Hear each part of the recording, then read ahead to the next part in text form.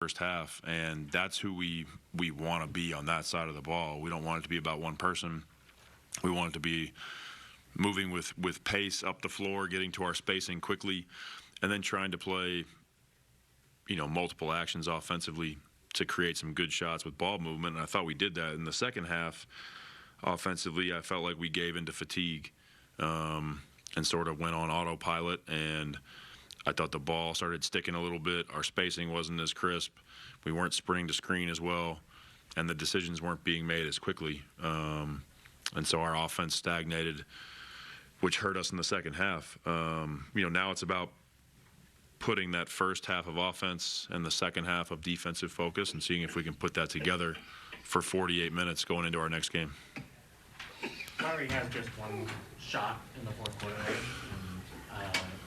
And, you mentioned, the ball isn't popping as much as you wanted to, but do you want him to, call for the ball in that situation to try to, get more of his own shot? Or what do you want from him in that kind of? Yeah, I want Lowry to be far more demonstrative against the switch. We talked about it at halftime. There was a possession in the first half where there was a switch in a pick and roll, and he had Kyrie Irving on him, and he let Keontae shoot a hezzy three over, I think it was P.J. Washington. And I want Lowry to be demonstrative, trying to look for those opportunities. We've worked on it a lot. We've talked about it a lot. And teams are going to switch him a lot. So when the game slows down like that, going to the nail, the elbow, that free throw line area, even the mid-post, is really going to be important for him.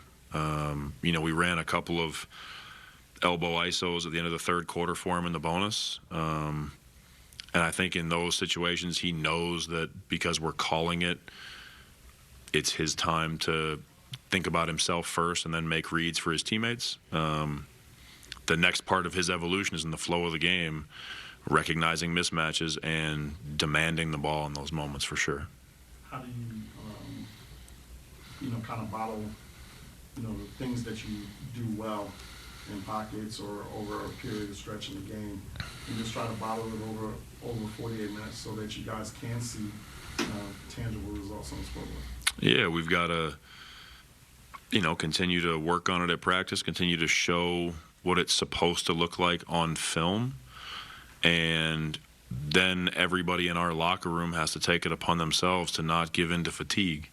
I personally feel like fatigue shows up far more mentally than it does physically, and we're playing a bunch of people, and nobody really is playing super heavy minutes for our team.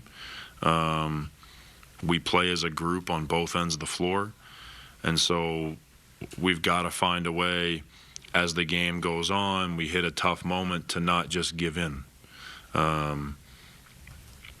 The energy that our team was playing with on the offensive end in the first half was inspiring.